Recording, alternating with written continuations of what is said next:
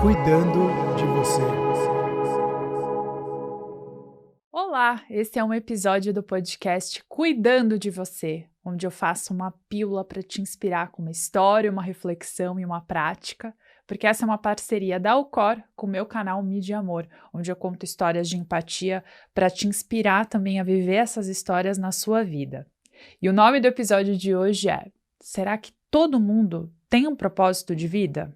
Eu ouço muito esse questionamento por onde eu vou, e quando as pessoas olham para o meu trabalho ou enxergam tudo que eu faço, muita gente me pergunta, né? Nossa, como que você conseguiu ter coragem de fazer uma transição de carreira, de fazer uma mudança de vida? Como que você teve coragem de se expor, de se comunicar tanto? Ainda mais quem me conhece desde pequena e sabe que eu era uma criança, uma adolescente muito tímida.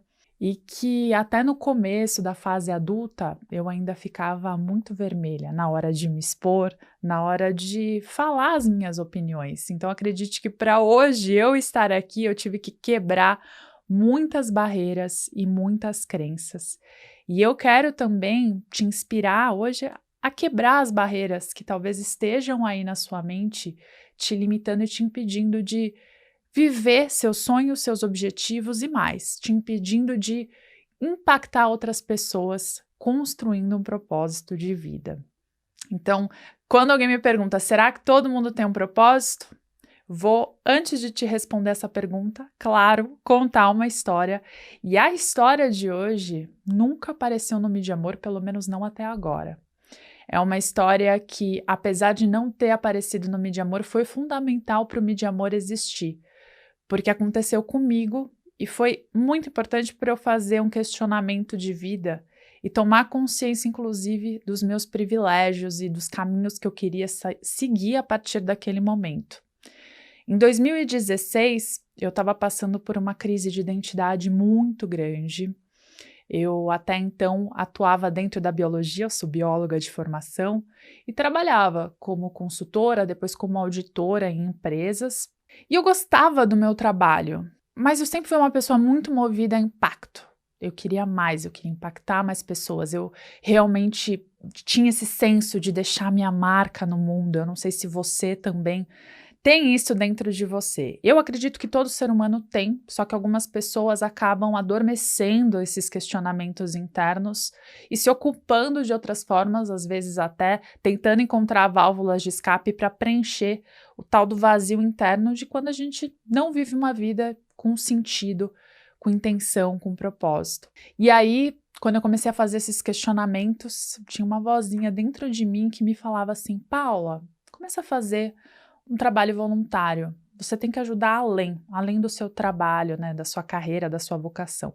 E aí eu comecei a ajudar numa ONG, um jardim de infância que fica situado no Quênia, na África. E esse jardim de infância, ele é idealizado por uma brasileira. E na época essa brasileira estava fazendo alguns projetos aqui no Brasil mesmo para arrecadar fundos para esse jardim de infância. E ela estava buscando embaixadores. E eu decidi ser uma embaixadora. Eu fiz uma grande ação, que na época se chamava Treinão do Bem. Chamei amigos que trabalhavam como personal, convidei muita gente. O treino foi um sucesso, a gente conseguiu arrecadar um valor além do esperado. E a fundadora da ONG ficou minha amiga também, porque ela é apaixonada por esporte, além de ser uma pessoa apaixonada por propósito. E nisso que a gente foi aprofundando a nossa amizade, eu também fui entendendo melhor o trabalho tão lindo que ela fazia e como ela impactava aquelas crianças daqui de longe. Às vezes ela ia para lá e ela precisou ir para lá de novo e me chamou. Falou: Paula, vamos comigo? Eu preciso passar uma temporada lá no Quênia, junto na escola. Eu quero muito que alguém vá comigo, até para me dar apoio emocional, porque é difícil, é pesado. E aí eu tinha uns dias de férias e fui. E eu não preciso nem dizer o quanto que essa experiência foi transformadora, me fez ressignificar muita coisa dentro da minha mente. E uma das experiências, porque não dá para eu contar muita coisa aqui, afinal é só uma pílula, mas uma das experiências mais transformadoras que eu tive foi um dia que eu estava assistindo aquelas crianças tendo aula, cerca de 20 a 30 crianças, porque o Rai África, que é o nome do projeto, ele se inspira em muitas metodologias, mas é uma ONG que usa a metodologia de ensino humanizado. Então, aquelas crianças, elas têm um ensino de alta qualidade, elas também recebem alimentação bem nutritiva. Então, apesar de o projeto ser tocado aqui do Brasil e ser feito numa comunidade, né, para crianças que não teriam acesso à educação, porque infelizmente a educação lá no Quênia, até a pública, ela é paga. Então, eles dependem muito dessas iniciativas para que crianças em situação de vulnerabilidade social também tenham acesso à educação. E aí, nessa aula que eu estava assistindo, chegou uma criança, uma menina chamada Ellie. E eu sabia que a Ellie tinha AIDS e ela estava voltando um dos dias de um tratamento que ela passou, em que ela precisa tomar medicações muito fortes, né, para conseguir se manter. Eu fico até emocionada de lembrar a cena, porque a Ellie é uma menina que, além de tudo, ela tem alguns problemas de coordenação motora. E aí, quando ela chegou na escola aquele dia, depois desse tratamento, muito frágil, muito fraca, mal conseguindo falar, a mãe a trouxe, porque provavelmente aquela seria a única refeição do dia que a Ellie teria. E aí estava na hora do almoço, as crianças recebem um prato com arroz, feijão, ovo, algum nutriente também vegetal.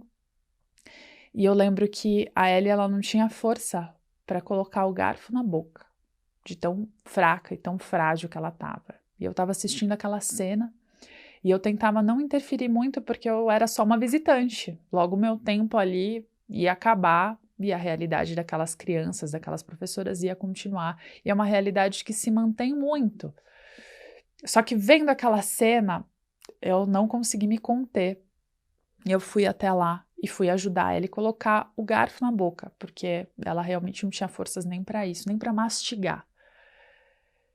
E aí eu lembro de eu conter as minhas lágrimas, porque eu não queria mostrar para aquelas crianças, né, uma tristeza, aquilo faz parte do cotidiano delas, mas ali na minha cabeça eu fiquei pensando, poxa, que injustiça. Ela nasceu numa comunidade africana, nasceu pobre, nasceu mulher, já com AIDS, com problemas de coordenação motora, de fala. Ainda bem que ela tem o RAI para ajudá-la a ter mais educação, a ter uma formação. Só que ela é uma criança, uma pessoa que já nasceu com pouquíssimos, mínimos privilégios.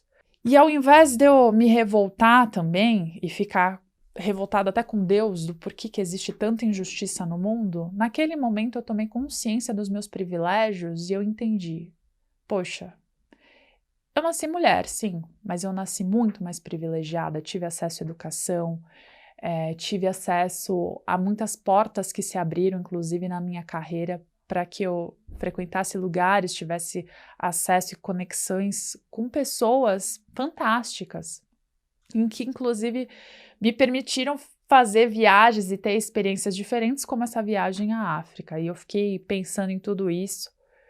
E aí, nesse momento, enquanto as lágrimas acabavam caindo nos olhos e eu tentando disfarçar e tentando ajudar a Ellie, um menino na frente da Ellie chamado Israel, que por sinal também tinha sido diagnosticado com AIDS, virou naquele momento, falou para Ellie, Ellie, eat, né? Coma, Ellie, coma. E o mais curioso é que lá no Quênia, em Nairobi, as crianças têm um dialeto, né? Todas as pessoas falam Swahili, mas principalmente as crianças falam muito nesse dialeto porque eles têm a segunda língua, o inglês, mas normalmente as crianças aprendem mais para frente. Então o fato do Israel ter falado naquela hora inglês com a Ellie, para mim foi quase como um sinal divino para eu entender e para eu ver aquela cena pura de empatia e de compaixão, sabe? De uma criança tentando ajudar a outra. E ali o meu coração se encheu e eu fiquei pensando, eu preciso fazer algo com isso, com os meus privilégios, eu preciso dar um sentido maior para a minha vida, já que existe tanta desigualdade nesse mundo, eu preciso fazer com que as pessoas também criem uma vida com mais sentido, mais propósito e mais significado para conseguir reduzir tanta desigualdade, tanta injustiça. E quando eu voltei para o Brasil, eu voltei com essa mentalidade, sentindo que eu teria um projeto para chamar de meu.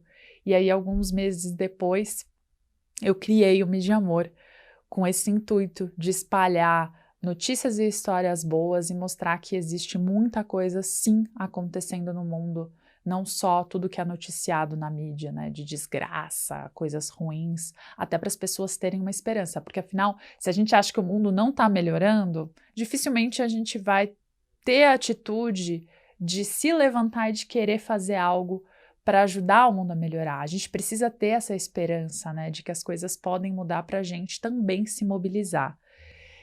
E te contando essa história, eu já quero quebrar um grande tabu que existe por aí, de que propósito é uma coisa que é encontrada. Isso dá a sensação falsa de que a gente pode encontrar o propósito ali na esquina, que ele vai aparecer ali na porta da nossa casa e falar: oi, cheguei, eu sou o seu propósito de vida.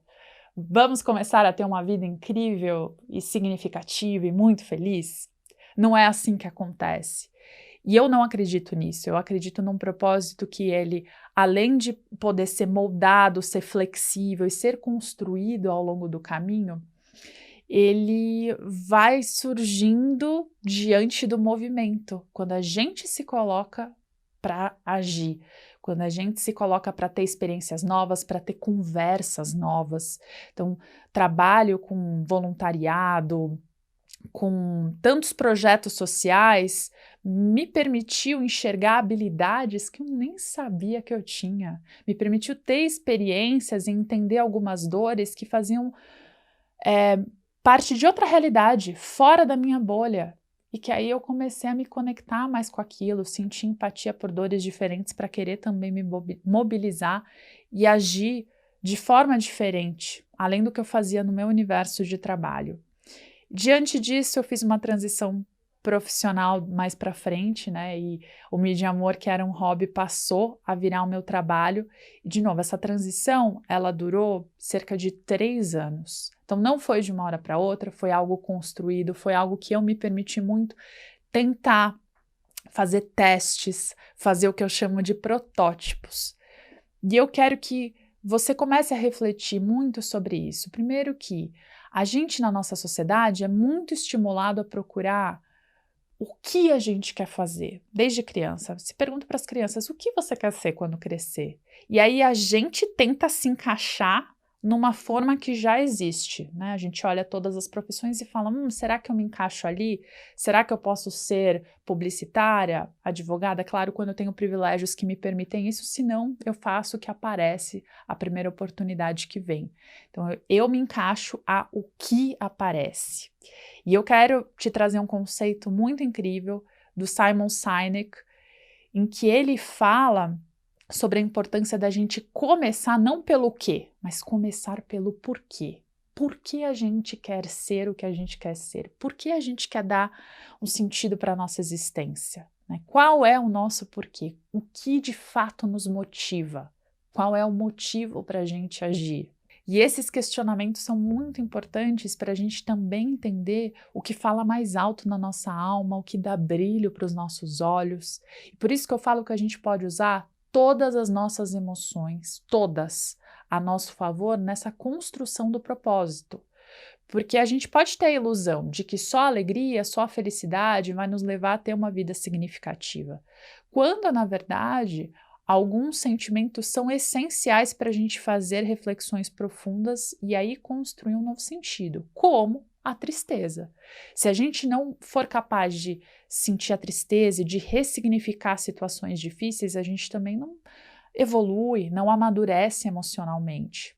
E a raiva que eu te disse, a raiva dessa sensação de injustiça que eu senti quando eu me dei conta também dos meus privilégios e vi a falta de privilégio de tanta gente como da Ellie, ela é fundamental para nos mover, para a gente entender quais causas que mexem mais com a gente.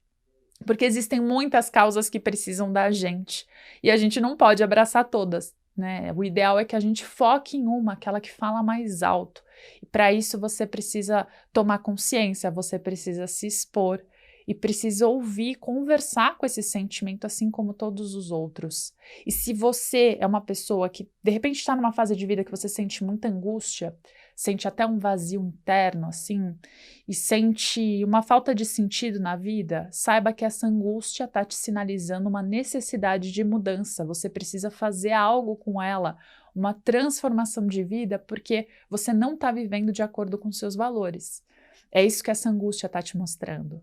Percebeu como a inteligência emocional, ela é potente, ela é poderosa? Porque quando você começa a questionar a necessidade por trás do sentimento, você também é capaz de dar um sentido novo para a sua vida. É por isso que eu gosto tanto desse conceito e é por isso que eu acabei mudando toda a minha vida para conseguir construir ferramentas para que as pessoas tenham uma vida com mais propósito usando as emoções. Eu gosto muito de uma frase que é: você pode usar o seu sentir para construir uma vida com sentido.